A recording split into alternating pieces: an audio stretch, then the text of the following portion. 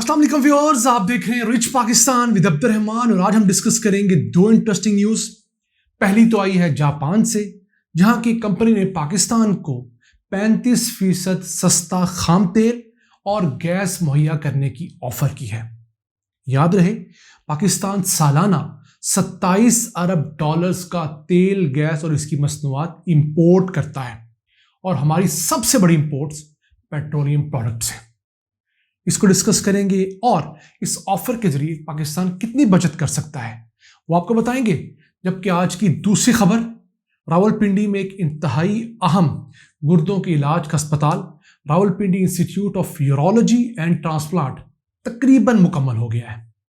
होना तो इसने 400 बेड्स का था, लेकिन 11 साल के फर्क के बाद बिलाखिर 250 बेड्स कंप्लीट हो चुके हैं। देखिए, अवामी फलाह के मंसूबे इस मुल्क में कितनी ताखीर से मुकम्मल होते हैं, जबकि शोर शाह के मंसूबे चंद महीनों में मुकम्मल कर लिए जाते हैं। फिर भी हमारे रावलपिंडी डिवीजन के लोगों के लिए बहुत बड़ी खबर है, इसे प्रोग्राम के दूसरे में डिस्कस करेंगे। लेकिन पहले चलते हैं जापान की एक कंपनी जिसके मालिक पाकिस्तानी हैं, राना आबिद हुसैन।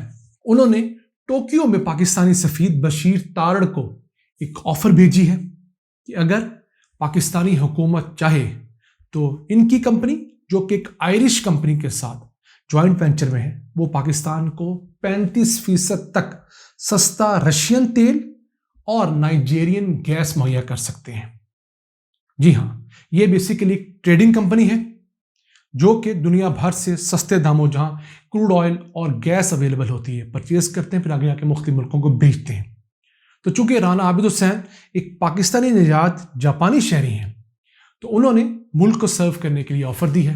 जी हाँ, ये वही शख्स हैं जो एक बड़े मशहूर टिकटॉकर के साथ भी आते रहे हैं और बड़े रंग रंगीले से कपड़े पहनते हैं, शौकीन आदमी है। तो उन्होंने ये पाकिस्तान को ऑफर की है। उम्मीद करते हैं कि पाकिस्तानी हुकाम इसके ऊपर गौर करेंगे और उनको एक अच्छा पैगाम वापस पहुंचाएंगे।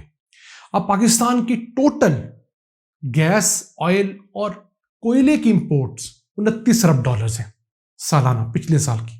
उनमें से अगर गैस और तेल की बात करें तो 27 अरब डॉलर्स बनता है, जिसके अंदर 2 अरब डॉलर्स के पेट्रोलियम केमिकल्स भी शामिल हैं और दीगर प्रोडक्ट्स जो मुख्तलिफ आती हैं। तो इतनी बड़ी अमाउंट में पाकिस्तान ये चीज़ें इंपोर्ट करता है। और पाकिस्तान का अगर खसारा डिस्कस करें, करंट अकाउंट डेफिसिट, तो पिछले साल 17.5 अरब डॉलर्स था।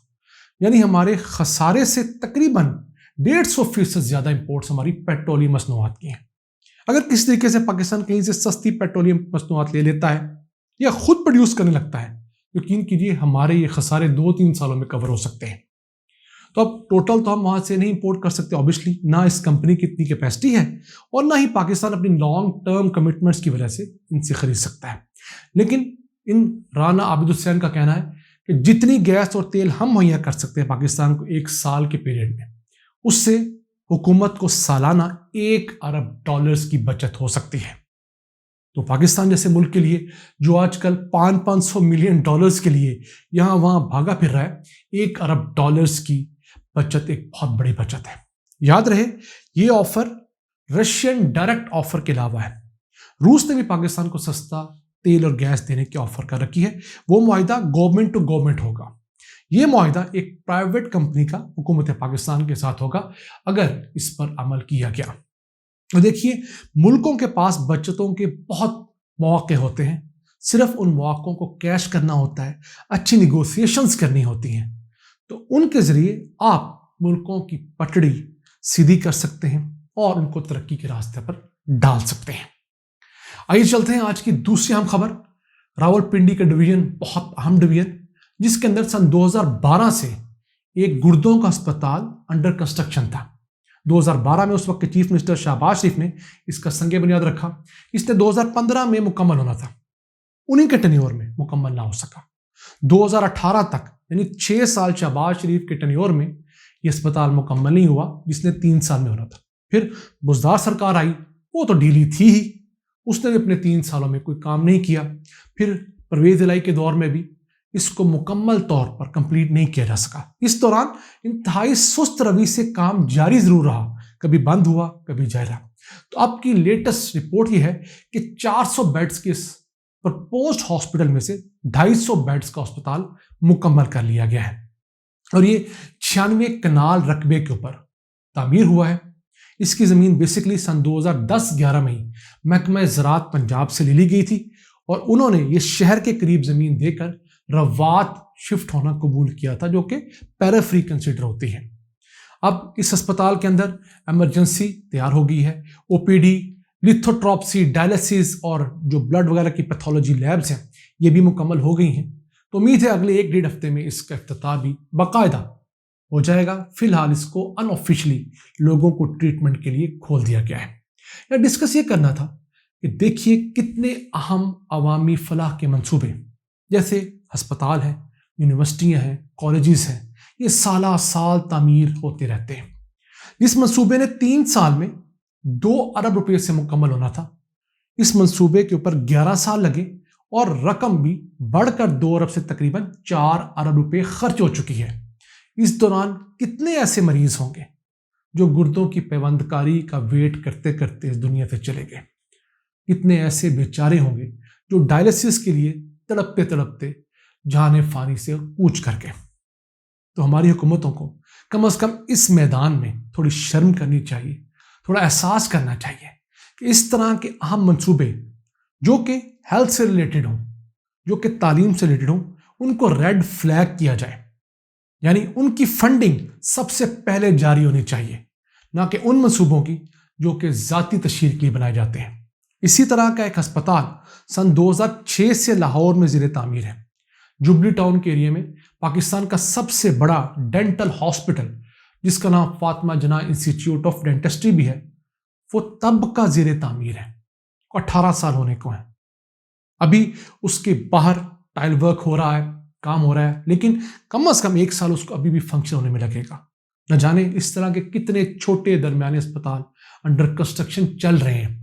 वजीराबाद इंस्टीट्यूट ऑफ कार्डियोलॉजी जो परवेज इलाही ने 2006 में शुरू किया था, उसे भी बनने में तकरीबन 10-12 साल लगे। तो हमारी कौम को, हमारे सियासतदानों को इस मुतालिक सोचना होगा, एक पॉलिसी बनानी होगी कि किसी चीज़ के लिए पैसा हो या ना हो, इन जैसे लाइफ सेविंग मंसूबों के लिए पैसा होना चाहिए।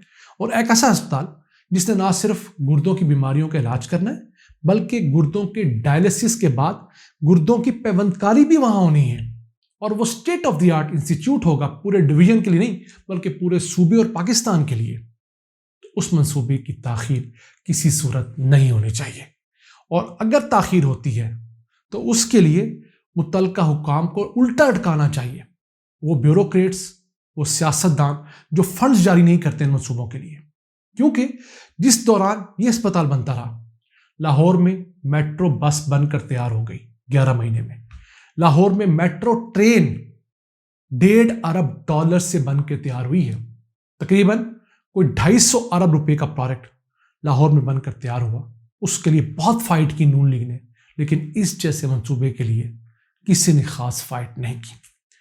हमें खुद अपनी तरफ देखना होगा कि हम किन सियासतदानों को वोट देते हैं, उनको जो हमें कॉस्मेटिक प्रोडक्ट्स देते हैं, या उन सियासतदानों को जो कि हमारी जिंदगी को बेहतर करने वाले मंसूबे लॉन्च करते हैं और उनके लिए तगदो करते हैं।